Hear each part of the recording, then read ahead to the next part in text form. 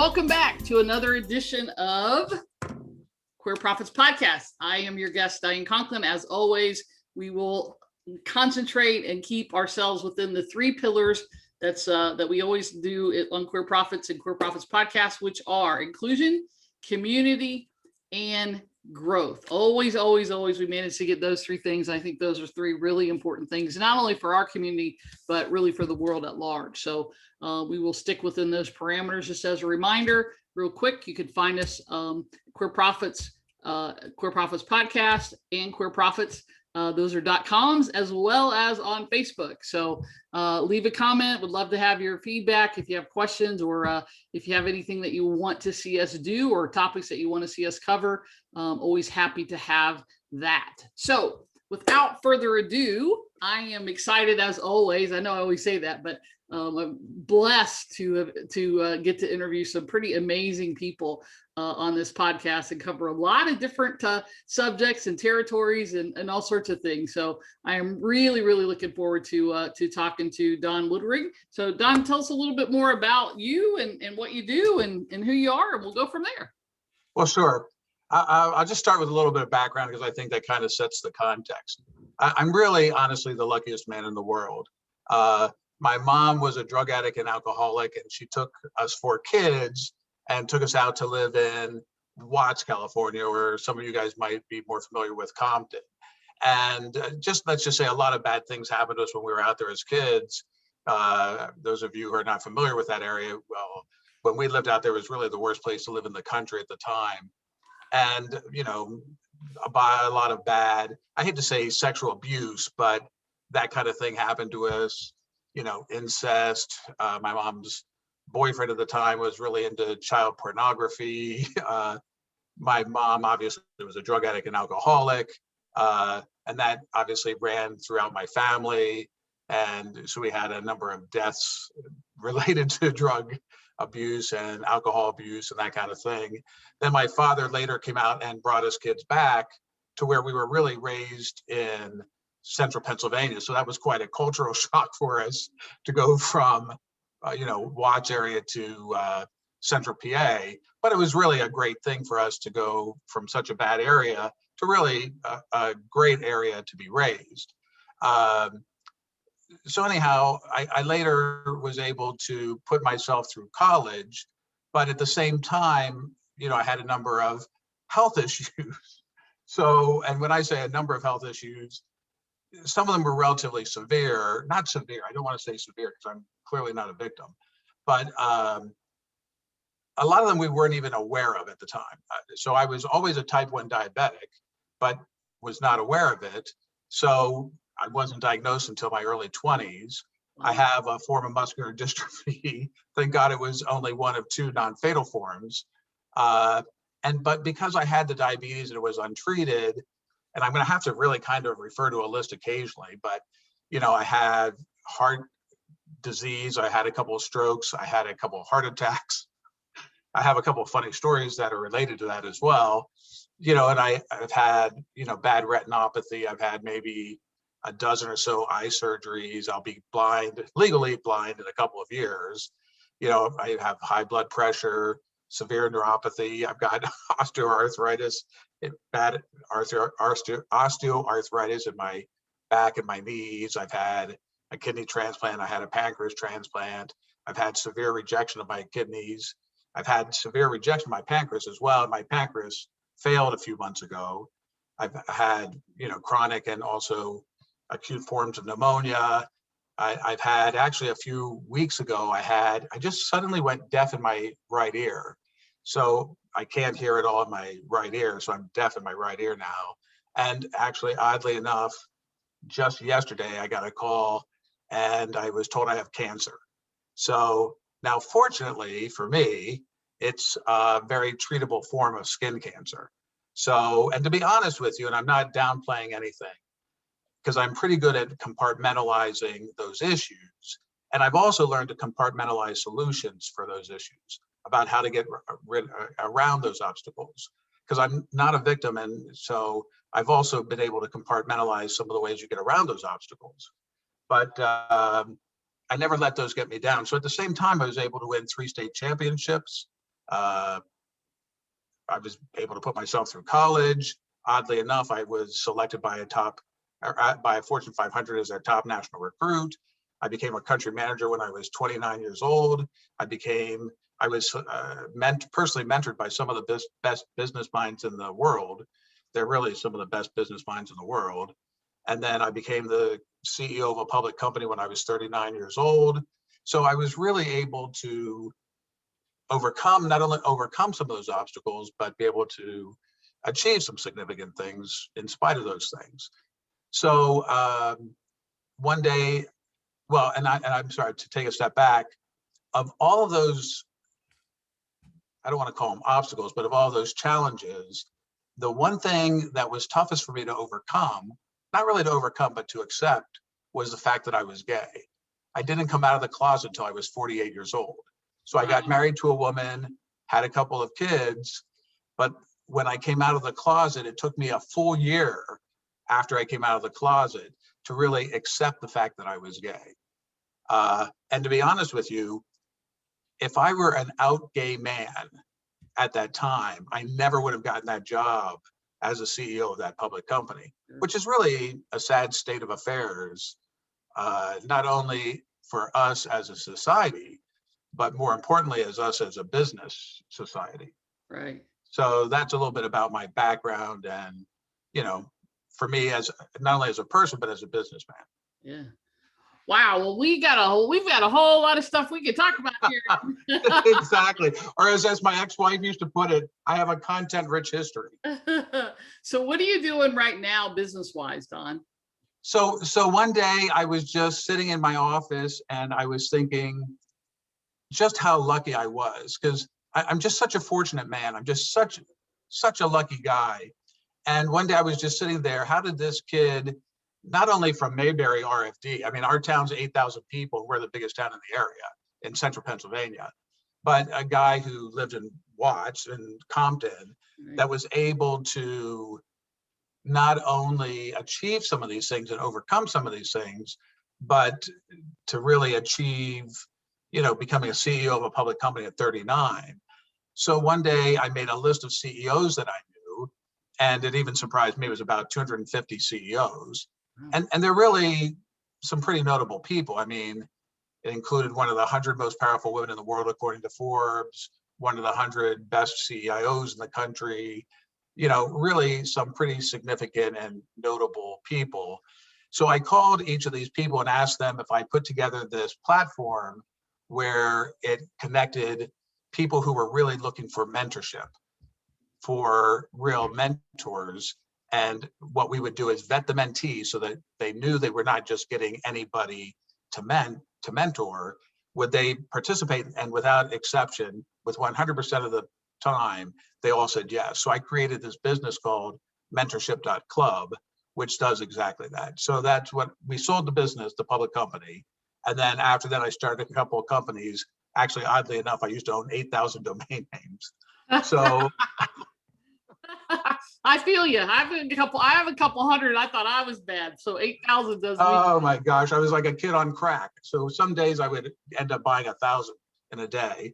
So now I don't own as many, but one that I really became passionate about was, I studied in Mexico for a year, so I speak Spanish fluently, know the culture, and because of the company I used to run, I've done business all over the globe. So I'm a highly multicultural guy and speak Spanish fluently. I can get by in maybe 3 other languages. So some of those names were in English and a few others were in other languages. So one of the names I own is Latinos.org. And so I have that as another name for another business. But one of the guys I mentor is from Scotland. And one day, as in conversations with this guy named Lewis McDonald, great guy, one of the brightest men I've known. In my conversations with him, this is before I started Mentorship.club, he said to me, Don, what's your real purpose? Not what's your passion, what's your real purpose? Right. And that kind of set me back on my heels. And I said, well, Lewis, that's a great question. I'm going to have to get back to you on that. So I really sat back and really thought, what's my purpose? And a guy I used to work with, a guy named Tim Hassett, Tim used to run Suntory Bean, the global manufacturer of Maker's Mark, Suntory, or Jim Beam, all of those, global alcohol brands. Tim always told me he thought I would really end up more in an educational kind of a role. And I really think you should die on empty, which means you should die giving everything away that you can. So I really thought about what's my purpose. And I really thought I really should die on empty. So since I was 19, people told me I should write a book. So I never told my personal story like I just told you the real summary of that until last Christmas. So I put out like a 43-minute YouTube thing where I talk about what I talked to you about, but obviously in more detail. And that was kind of the first piece, and I started to write a book.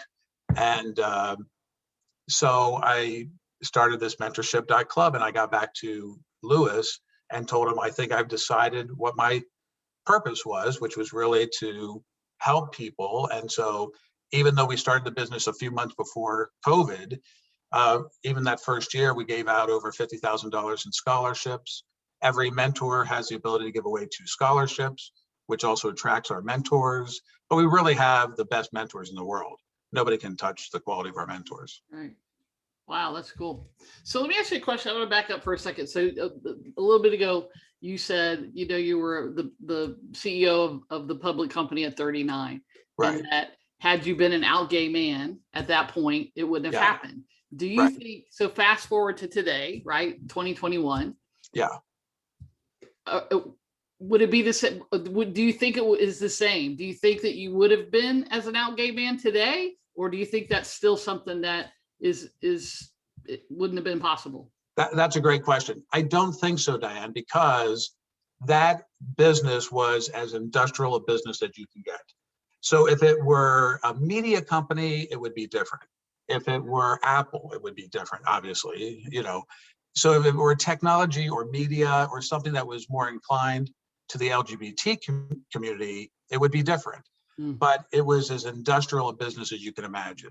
And I was fortunate in that I'm kind of a guy who can kind of pass for a straight man. Plus, I was married and had 2 kids. Right. So that's why I'm saying, even today, I don't think I would have even risen to the ranks that would have gotten me close to that position in the industrial industry. So the answer would be no. Yeah. It was just, it popped up when you asked, and I didn't know what industry it was. And obviously we have, people in the queer community who are CEOs of companies now, but it's just an interesting question, right? I mean, should it matter in the ideal world what industry it is? No, but does it in the real world? Yeah, absolutely it does. Yeah, it really does. It's just an interesting. Well, and I think you bring up a great point. It really does matter industry to industry. So for example, like I was talking to you about just prior to this, the one industry that I'm doing that proposal for is in the supply chain industry. And they have a big push right now on the LGBT community, which I think is great. But in that industry, we have always struggled in that industry to attract more women.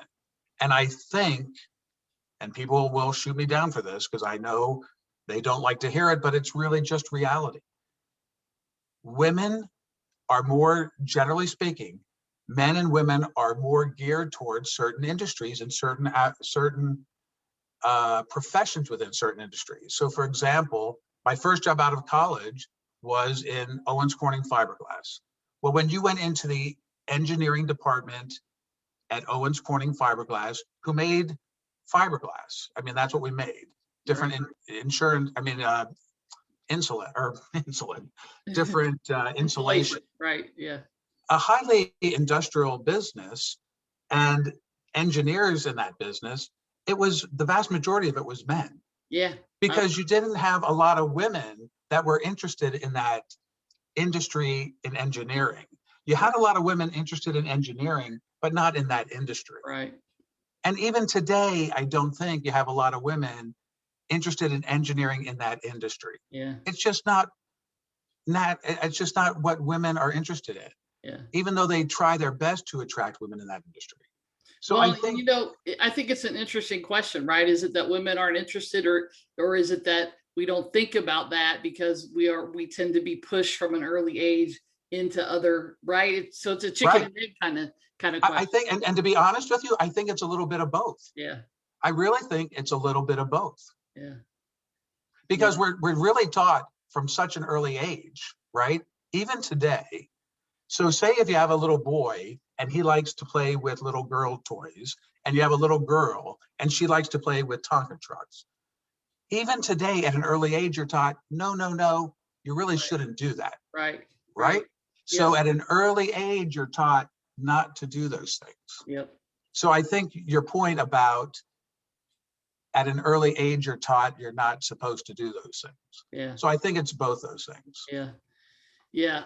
So this is going to be another interesting. We're going to get all sorts of things we're going to Right. irritate people about, and I'm going to add to that. So one of the things that you said when you first started talking was you talked about the sexual abuse and all of that. And so one of the things that not necessarily inside of our community, but that we certainly hear is, oh, you're gay because you were abused when you were little, Right. right? You were abused when you were younger. So talk a little bit about you know that piece, not to get into some negative kind of conversation here, but what do you think about that, and what would you say to somebody who said that to you?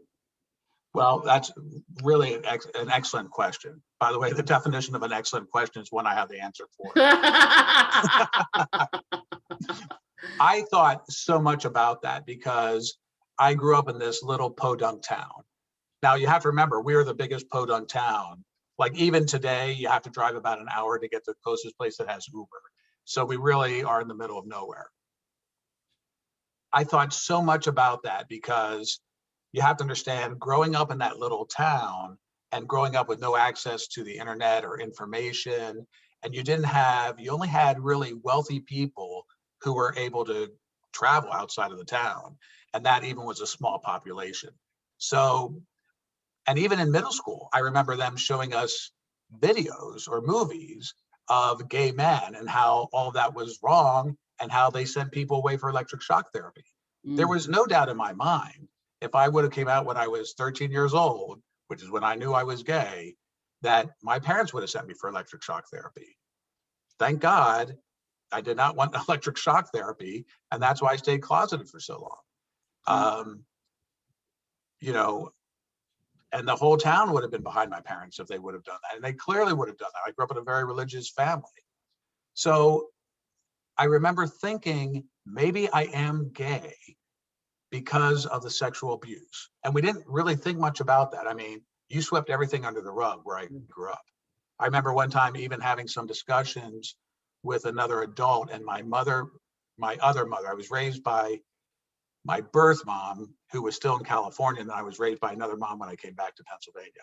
So I call them both moms. So I apologize if I mix them Okay, up. all good. But my mother, who raised me, just gave me hell when I came back and told me, nothing leaves this house. You don't talk about anything else to anybody else. So you swept everything under the rug. But I remember thinking to myself, maybe I'm gay because I was sexually abused. But this was only me in my mind thinking about that. And it was all closed-mindedness. Now, thank God, thank God, I was able to, pardon me, I beg your pardon, that I was able to think a little beyond that and really having the ability to think, I don't think that was the case. I really didn't in my heart think that was the case. So, and then once I got to college and had exposure to other people and other thinking, that's really when my mind got broadened even further. So, but I did think that for a long period of time, I did think that. So this is interesting. So you knew when you were 13 and you came out at 48. You get Yeah. married, you had all the success, you had kids. So what is that like going through 35 years of your life? We can put it any way we want, right? But living one life Yeah. outside and Yeah. having a whole other set of feelings inside for that's a long time, 35 years. So Yeah. talk a little bit It about really that is. experience. Love the kids, hated the process, love the kids. Uh, it's terribly torturous because I think I had to live this double life, and I feel horrible for my ex-wife because I think of what I stole from her, the opportunity that I stole from her. I love my kids. I know she loves, well, now we're going to get into kind of her and her personality. She's really, really a bad person. And I hate to say that, but anybody who knows her knows she's really a bad person. And I'm the kind of a person that tries to save people. So, and I think that was one of the things I was doing with her as well. But I still feel terrible because I think, well, I know that I stole those 17 years from her. And I gave it my all. I mean, I really was a good dad. I was a good husband, as good a husband as I could have been, as good a dad as I could have been. And I don't really want to talk about some of the issues of the marriage, but I felt terrible about what I did to her, or what I stole from her. That's the way I would put it. Yeah. What I stole from her. So, and I think that's a great, revelation, that because I think some people don't get that part of it. But talk a little bit about what you went through, like internally in your mind and all that, because you've got all the trimmings of the success on the outside, right? You're married, you've got 2 kids, you've got this great job, probably a great house and cars and all of that thing. But on the inside, are you in turmoil? Are you thinking about it all the time? Is it a struggle, or are you just living your life because that's what you thought you were supposed to do? Well, it was that was the way I was raised. I mean, that's what you were supposed to do. And then you have to understand that layered on top of all that is all the religious pressures that I was under, right? I mean, I was raised in this very religious family. So on top of the societal issues, I had the familial issues, and then I had on top of that all the religious issues. So I had this kind of triple layers on top of me of what the responsibilities. Look, I was a guy who really not only recognized but felt all these pressures from the responsibilities that I felt, because now not only did I have the responsibilities of a husband, but the responsibilities of a father. So, and I took the vows seriously, I had to fill the responsibilities of a father and of a husband and all of those things. And look, as much as I hate to say it, and even today on the podcast, did I cheat? Of course I cheated, but I feel horrible about that. But, that's just what reality was. But I just felt so burdensome from all of these familial, societal, and religious pressures that it was, there were the times when I kind of allowed myself to feel those pressures, they were pretty much overwhelming. I mean, it's tough I'm not a guy who gets overwhelmed by things. I mean, if you just take a look at the medical issues I have, which are pretty significant, and I only hit the high level ones, I really don't get overwhelmed by a lot. It takes a lot to stress me out. But, when I allowed myself to feel all those things, that was a fair amount of things to feel. Sure. Yeah. Yeah.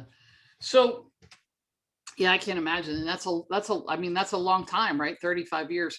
So, well, 35 years of being closeted. It was 17 years married. Right. Right.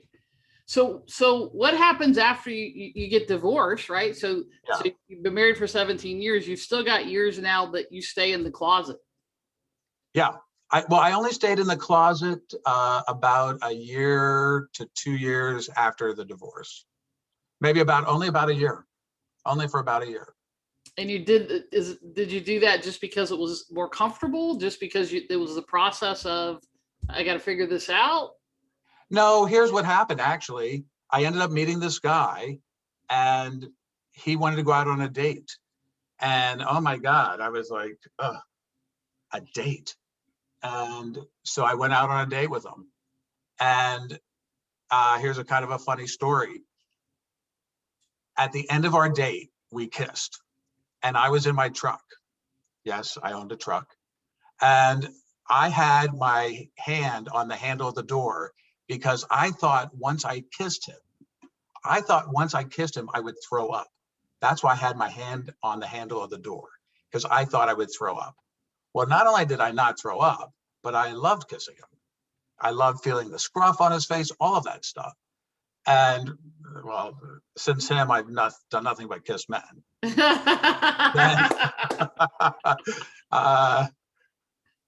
and I'm really a long-term relationship kind of a guy. So after he became my first boyfriend, he was from Uruguay. And then, although, he's been in the States for almost all of his life. And then I had another boyfriend for a few months. And then I was with my other my ex-boyfriend for about 5 or 6 years. But I've been single for maybe 4 years now. But I'm typically a long-term relationship kind of a guy. Yep. I get that. I totally get that. So let's I'm going to shift gears here again, right? So you've got these pretty major health challenges. You've got all of this stuff going on in your personal life, right? And yet you've accomplished from a business perspective so much, right? So you have to have some strategies or some ways that you work through these obstacles because health issues alone would stop a lot of people, right? And you've gone on and done these amazing things, not, the whole 39 CEO thing, but now, I mean, that you've launched this new thing. So talk a little bit about the strategies that you use to overcome obstacles, or how you've been able to move forward and have so much success with so many things, even just the physical part, that probably would have stopped the average person. Well, I can just tell you this. One of the things that I think I put together, what I think I did, it's really like 8 steps to help you get over these obstacles. And one of them is a sense of humor. And humor is not a way to diminish things, but it is really critical. So for example, when I got the call yesterday that said I had cancer is not a funny thing. But to be honest with you, when they told me I had cancer and I hung up the phone, first of all, it was a very serious conversation. But once I hung up the phone, I would say I spent about the next 45 minutes just laughing. And the reason I was laughing, it was kind of like, I looked up, I said, is that all you got? Is that all you got? Well, just bring it on, because what other obstacles are going to throw at me? I mean, everything you can throw at me, they've thrown at me, but I just can't. I don't know what it is about me, but it's just another thing. I just view it as one more obstacle they throw in front of me. And I just don't view anything as anything except a speed bump, And I think that's one of the issues. You can view something as a wall or as a speed bump. I don't view anything as a wall. Or if it is, I'm either going to go over it, around it, plow through it, under it, whatever. I just view everything as a speed bump. Yeah, there's always a way through a challenge. So that's 2, right? The humor, and we look at things sort of, everything is temporary, right? It's a speed bump, it's not a wall. Absolutely. So you said there were 8. Give us a couple more. Well, the other one, 2 others. One is acceptance. So for example, when I lost my hearing in my ear about 6 weeks ago, that was a tough one for me to overcome because I used to sing, right?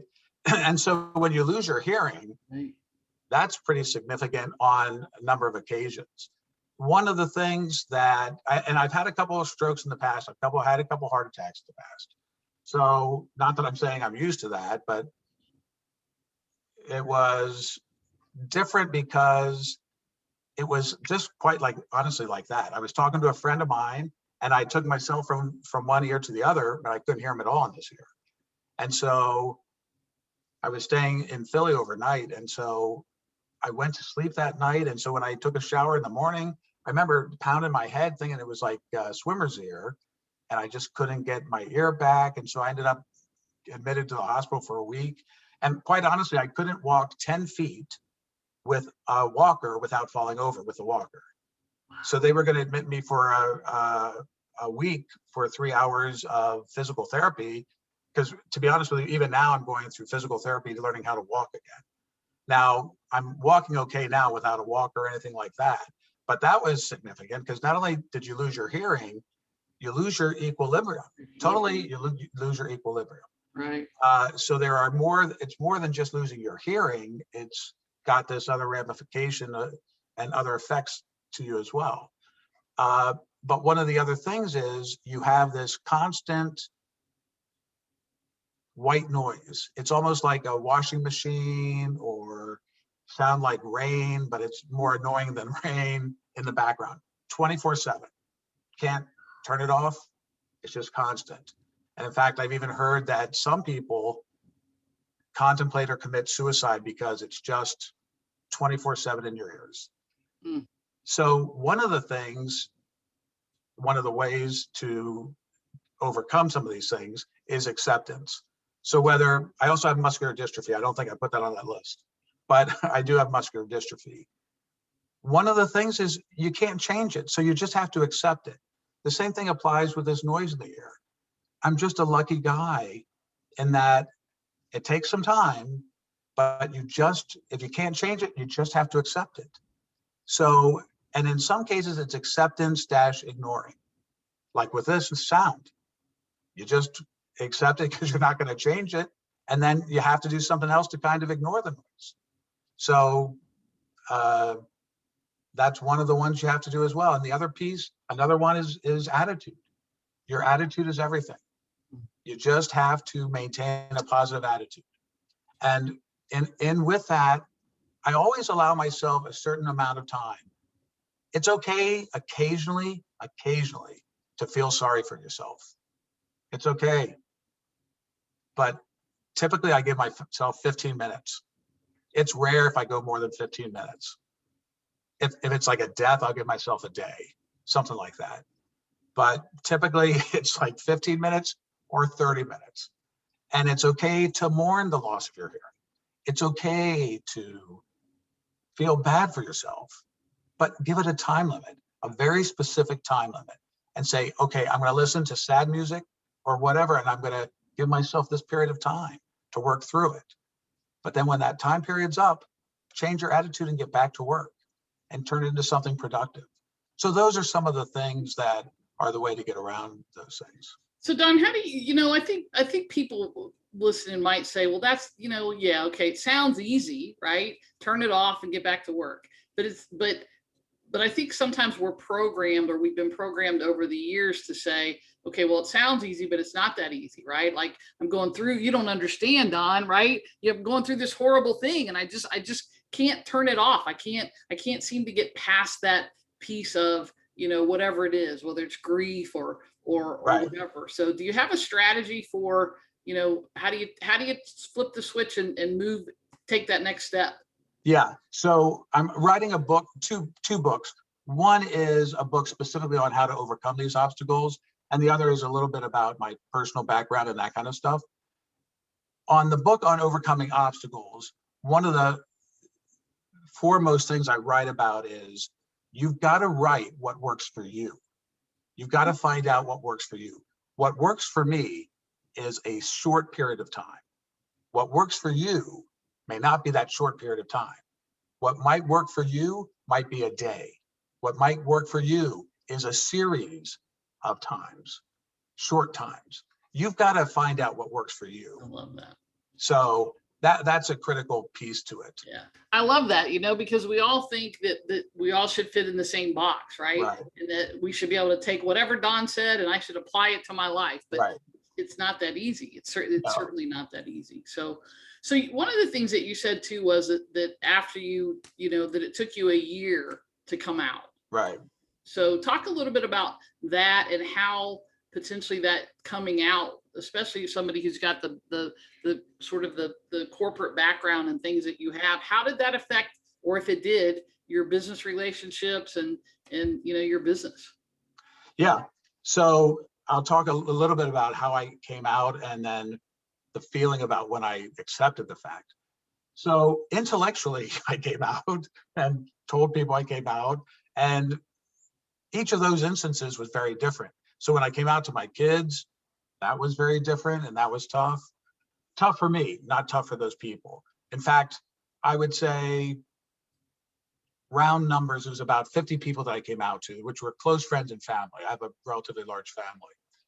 And for the person coming out, particularly at that late stage, it's much more difficult than for the people you're coming out to.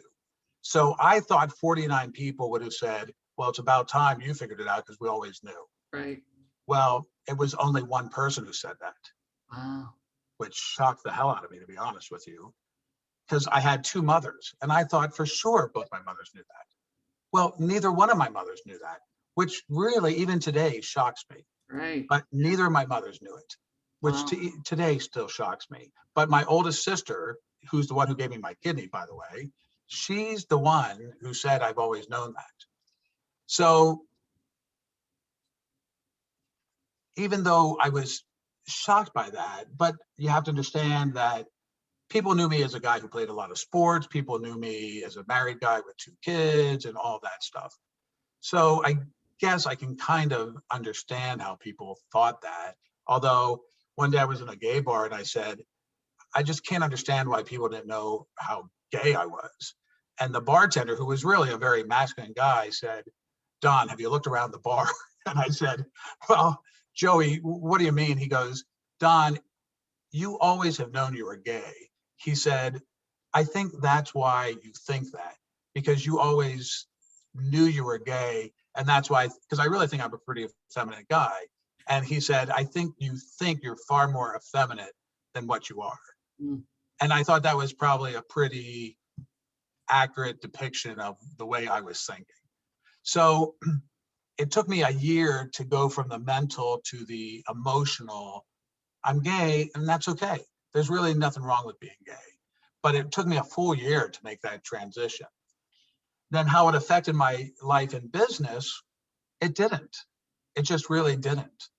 I obviously was always sensitive to inclusion and those kinds of things in my business life, even before I was out, because I just think it's a normal thing you should always be aware of.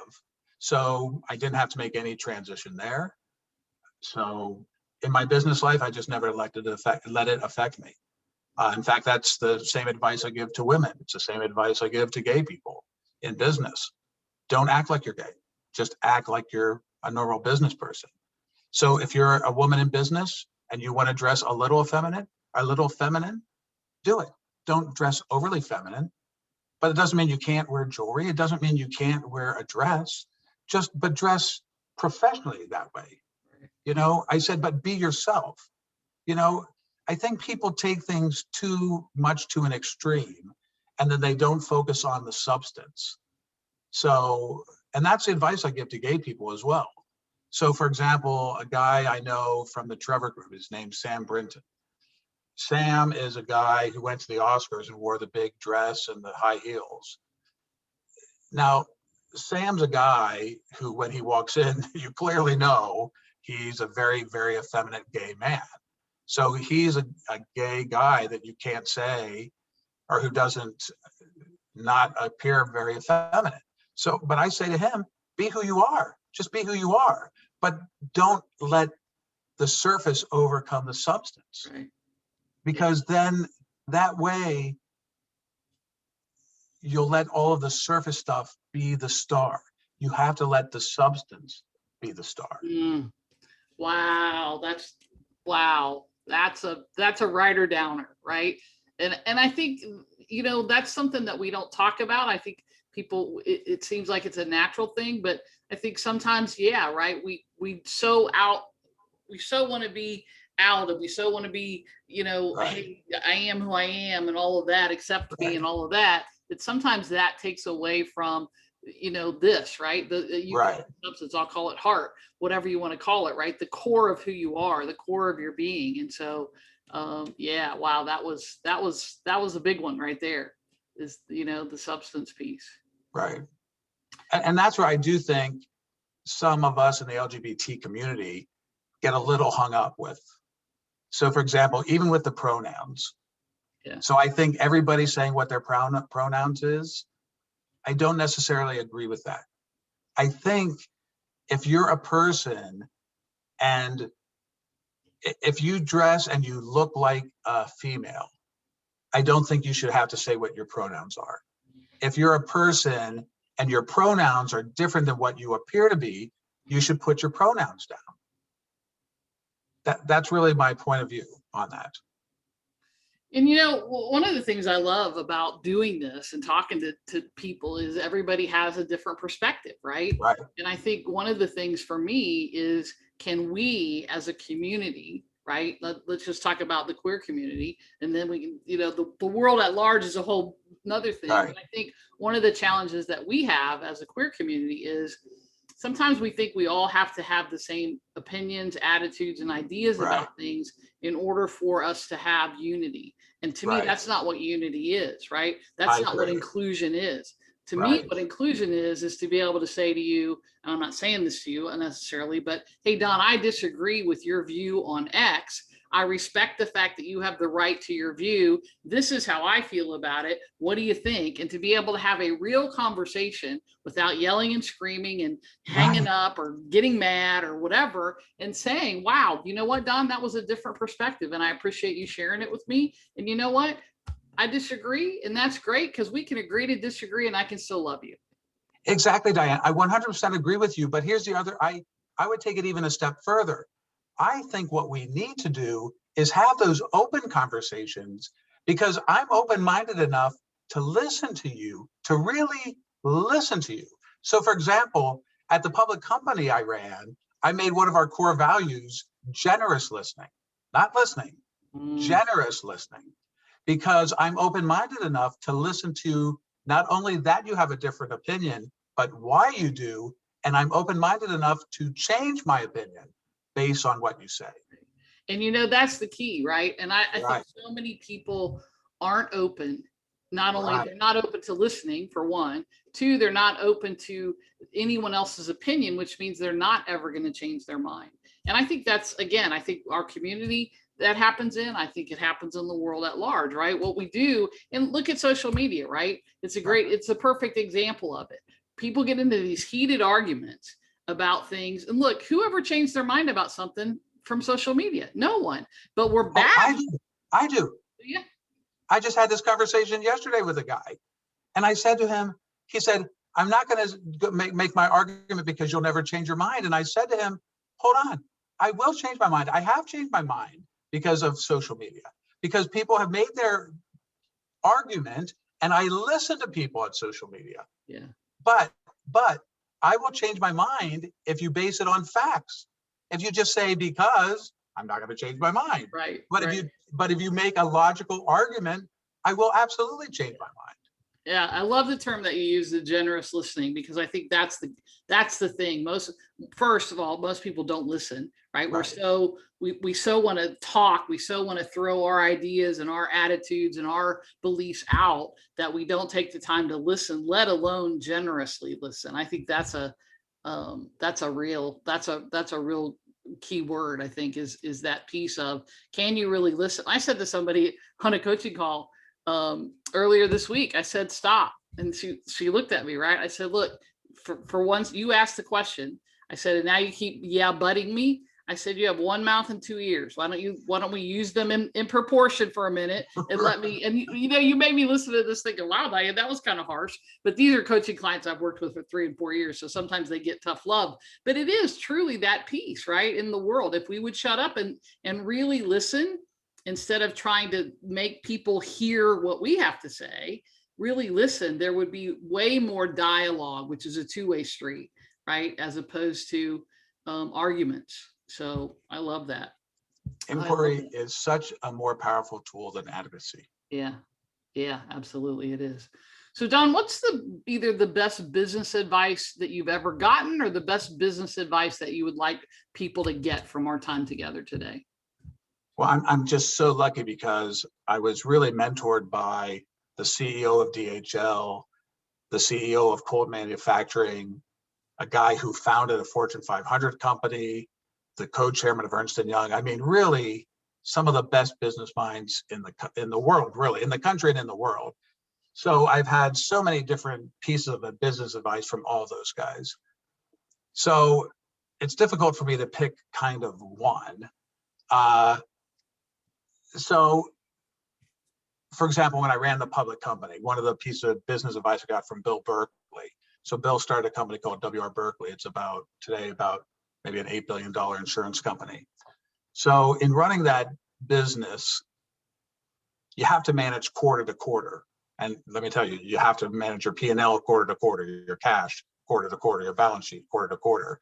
So I asked Bill, because we're managing quarter to quarter, and Bill, one of the things he taught me, which is really a great lesson, was you have to make decisions for the long term. And if you take a look at his stock and his performance, you'd understand he's really one of the brightest people I've ever met, and just a great man. So that's one of the best pieces of business advice I ever got.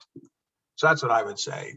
The other thing I would say just generally for people is, in business, always put your customer first. No matter what you do, always put your customer first. So whenever I read a document, whether it's a contract or whatever, I read it through very different eyes. Obviously, I read it through my eyes, but I read it through every single stakeholder's eyes. So if I read a contract, I read it probably 5 different times through many different eyes, but always to read it and view things from your customer's point of view. So that's the thing I would say from a business point of view. Right. I love that. I love that. So what do you think are the most important things that our community is dealing with right now, and sort of that we need to look to kind of in the future in order for us to grow and get more equity and equality and those things? One of the things, and this is really not a very popular point of view, and it again relates to business because that's really where I grew up. Sure. I really think that today, one of the issues I think that our community faces is we think that, and look, we've really, in the way, if you take a look at our fight, it's gotten us to now where we're really looking for inclusion, right?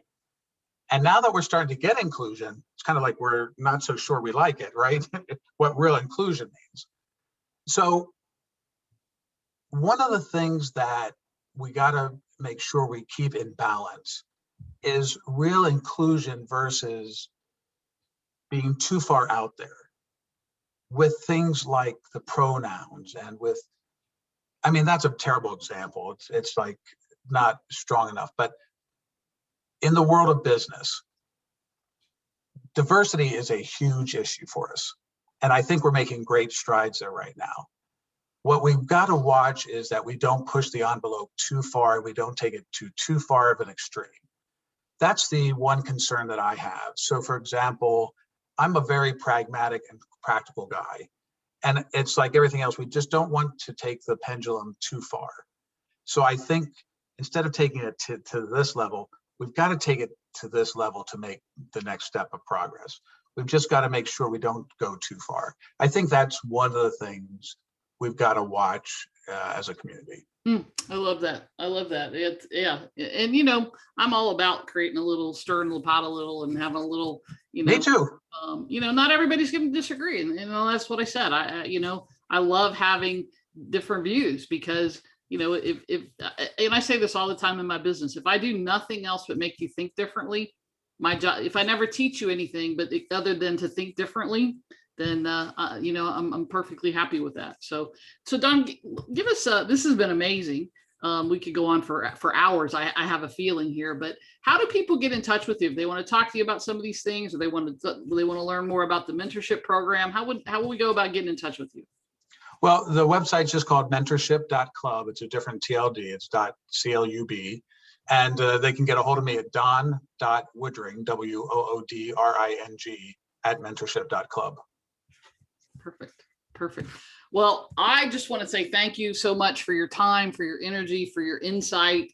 As I said, I love having some different attitudes and opinions and ideas, and so it's always fun to the fact that you shared so much of your story is just, I just want to say thank you for that. So, well, thank you for having me, Diane. I really appreciate it. Yeah, it's been great. And you know, it was a referral. So I love it when I talk to somebody, they say, you should really talk too. Right, So right. again, you know, anybody who's listening, if you have somebody or you're a business owner and you'd like to be interviewed, certainly reach out, leave a comment wherever you're listening to or watching this. And I will reach out and we'll do that for sure. So Don, again, thank you so much. Just as a reminder, you guys, this has been the Queer Profits Podcast. I'm your host, Diane Conklin.